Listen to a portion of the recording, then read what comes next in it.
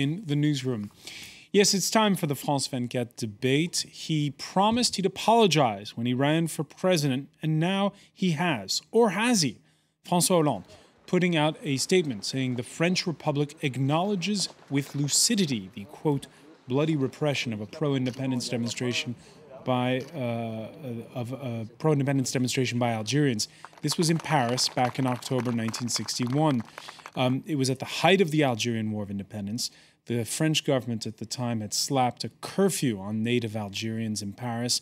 Many were rounded up in a military barracks east of the capital. Some were tossed into the River Seine. Officially, 7 killed. Historians' estimates, though, run as high as 200. As with the roundup of French Jews during World War II, officially recognized by the state 53 years after the fact, we're again discussing a chapter of history long obscured. Every nation has issues in its past that it would just as soon perhaps gloss over or forget. So how do you come to terms? Today in the France 24 debate, 51 years after the massacre of Algerians in Paris, is the president's apology too much or not enough? And with us to talk about it is the maker of a documentary, a web documentary, Olivier Lambert, who joins us. Thank you for being with us. It's called The Forgotten Night, October 17th, 1961. Also with us, Richard Wagman, who is with the French Jewish Peace Union, but you're also part of the organizations that were advocating memorials and the memory of this event in French, I guess, French and Algerian history. What would you say? Yes, indeed. Our organization was on the committee which put together the demonstration this year, the rally on the Pont Saint-Michel, as we do every year. There's a collective which is put together which brings several dozens of associations, political parties, and unions together. And this is a commemoration that we don't want to miss. Last year was very big because it was the 50th anniversary. This year it was a little more modest. But it's important for us to remember this event and not to let it fall into collective forgetfulness. Right? All right, collective forgetfulness. History is a topic that Stephen Clark writes about. He's a historian and journalist. Thank you for being with us. Your latest book? My latest book is actually a novel, which is about France now. It's called The Merde Factor, but a book that some people know is called 1,000 Years of Annoying the French, which is all about looking again at historic events and telling the truth rather than the official version. A wonderful read. And by the way, if, the parts in our past where Stephen and I still disagree, but anyway, we won't discuss the finer points. It's your Norman origins, I think, isn't it? Perhaps. By the way, you can always weigh in on the conversation you have on the France 24 debate Facebook page and on Twitter. You can find us at François F24.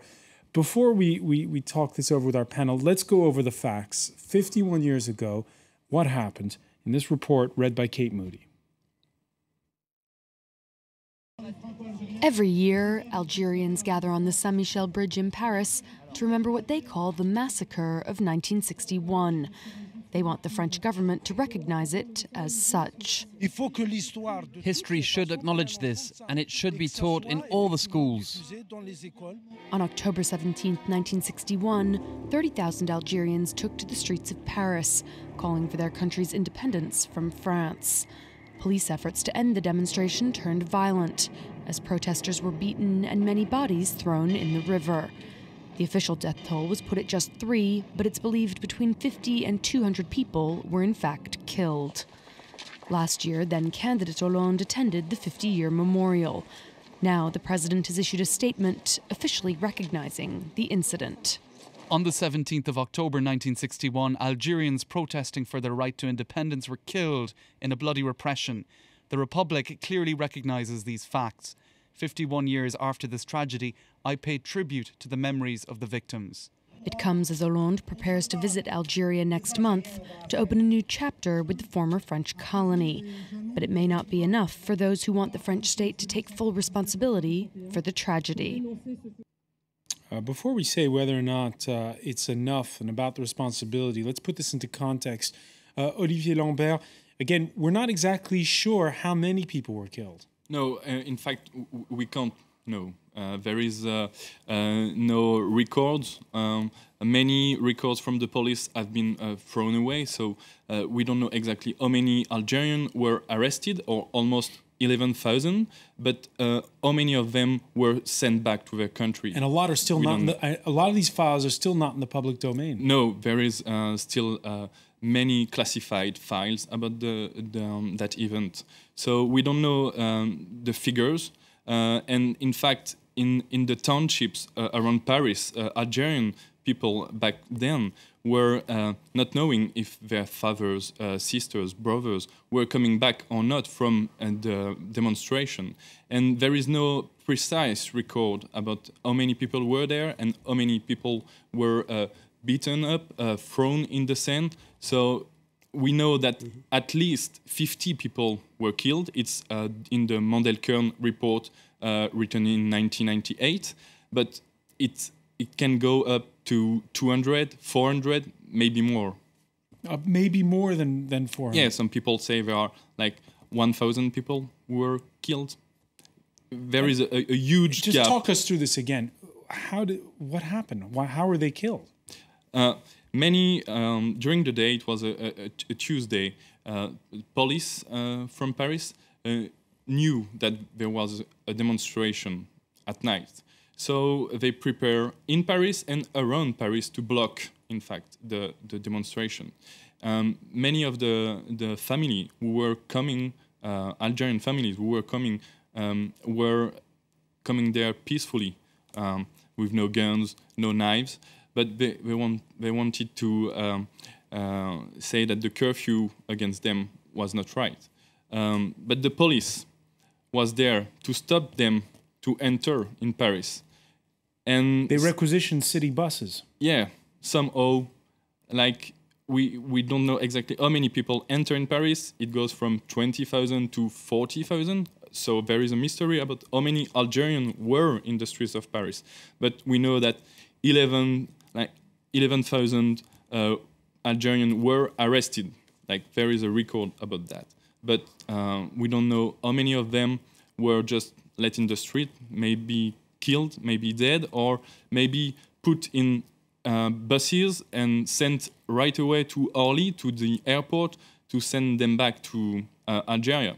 So it's like a big mystery about who were there and what happened to them.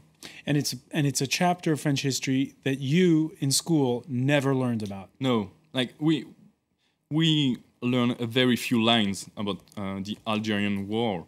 So we know that just de Gaulle decided in '62 that it was independent. It was the end of the colonial era in Algeria. That's almost all, and we know a few battles. But the 17th of October, like I've never heard about that event even 2 years ago. So, all right. So just the French are only discovering it now.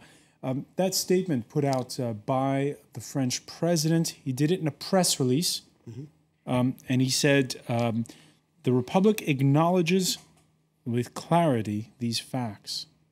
Is that acceptable for you? Is that enough? Or would you like him to done more? It's a good start that came about 50 years too late, but better late than never. It's a good thing that he did so. It reminds me of another president, Jacques Chirac, who admitted 50 years after the crime that France was responsible for the deportation of Jews during the Nazi occupation in World War II. It's strange that France takes 50 years to recognize its responsibility in war crimes, but it's a beginning. The fact that the French don't know about it or are just starting to learn about it on a mass level is very significant. There is an official policy to occult. It's kind of state obscurantism. Nobody heard about it. The fact that it's coming out now is a good thing. We'll have to speak about it in history books and school books. I would like there to be an annual commemoration, which is significant, more than just on a microscopic scale, on the 17th of October, so that they talk about it, so that the French can learn about their history. They don't know part of their own history, and therefore reconcile themselves with that history. It's extremely important for any nation to recognize its past, recognize what it did right, what it did wrong, and prepare for the future. Until that is done, we cannot prepare correctly for the future. And the nerve, even though it's been more than 50 years, is still raw for some. The leader of the conservative UNP party says it's not about denying what happened or forgetting the victims, but according to Christian Jacob, quote, it's intolerable to cast doubts on the Republic's police forces and with them the entire Republic. He's stirring things up, raising doubts over France's involvement over the role of the state police under General de Gaulle. Raising doubts over the state police involvement under General de Gaulle. Why is the police at the heart of this matter? Why is it the fact that he's accusing the president of discrediting the police? In fact, back then, Maurice Papon was the head of the police in Paris, and Maurice Papon knew the Algerian well. In fact, he was on duty in Algeria just a few years ago, and under his orders, policemen in Paris had to be to the same. I'm going to interrupt you here. Yeah. The same Maurice Papon, the state superintendent for the police there, who was later found to have rounded up Jews during the Second World War. Yeah, and who was in the government until 1981, so 20 years after the 17th of October, the same one. A policeman in Paris has to keep quiet the National Liberation Front of Algeria. And keep quiet means, in fact, kill them. Or at least find answers, find maybe people with pieces of information to capture or to stop, to break the National Liberation Front.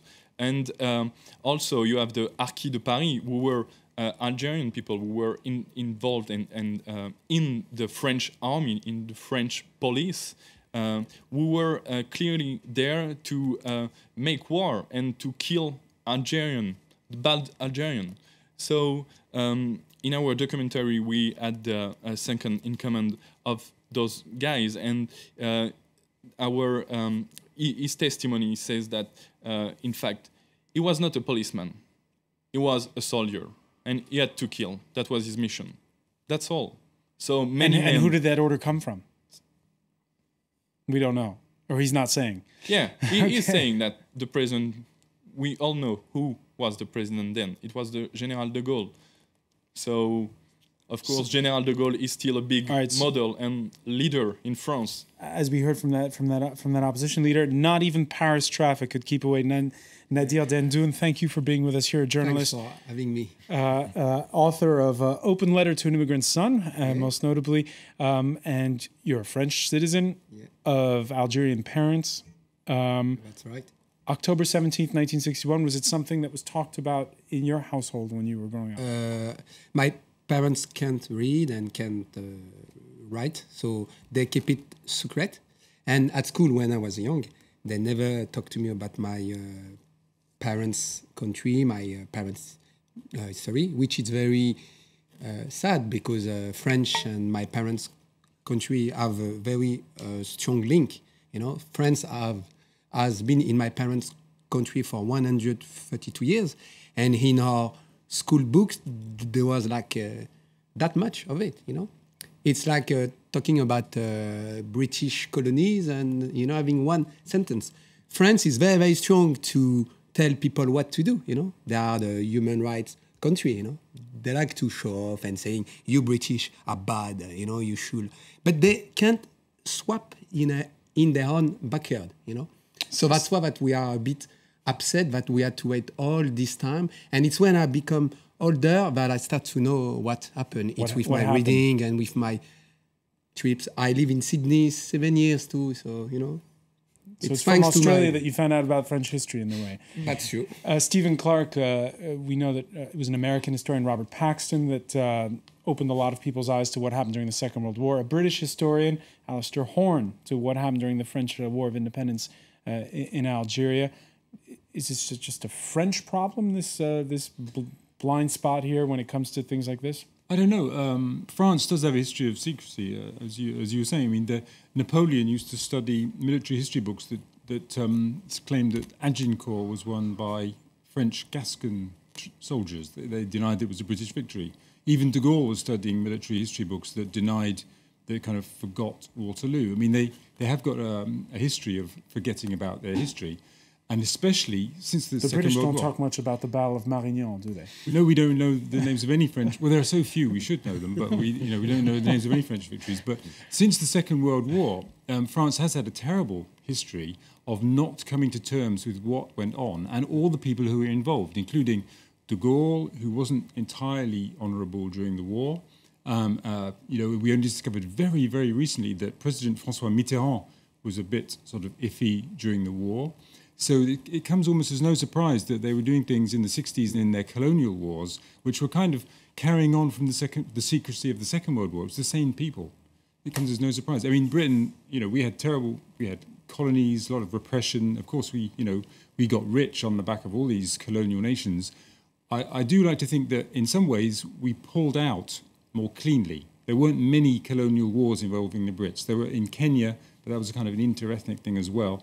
We did try to get out, I think. We caused terrible trouble in India and Pakistan. There were massacres and everything between the different communities.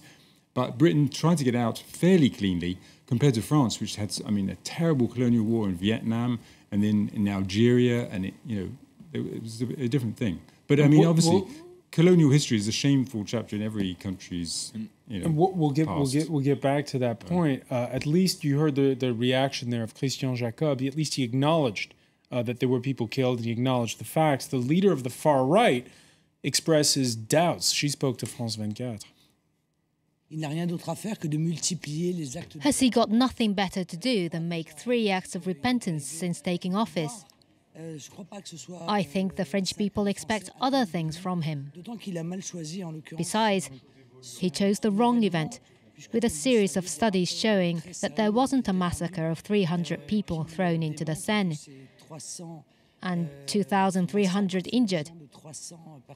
It's all a lie.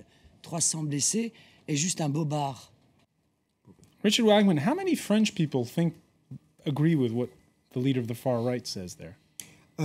Good question. The French people voted for the far right to the extent of 11% at the last legislative elections, if my figures are correct. We may deduce that a little more than 10% of the population will go along with the discourse of the far right, and if they follow them on the Algerian question, I guess we could arrive at that percentage. It's difficult to know exactly, but it's interesting. Christian Jacob from l'UMP and Marine Le Pen from the Front National, which respectively represent the Republican right, as they say, and the far right, they were the ones who committed those crimes in 1961. That is, those respective political currents were there doing the torture, supporting the OAS, and denying the Battle of Paris. And denying what happened. When we come back, we'll pick up on that point. You're watching the France 24 debate.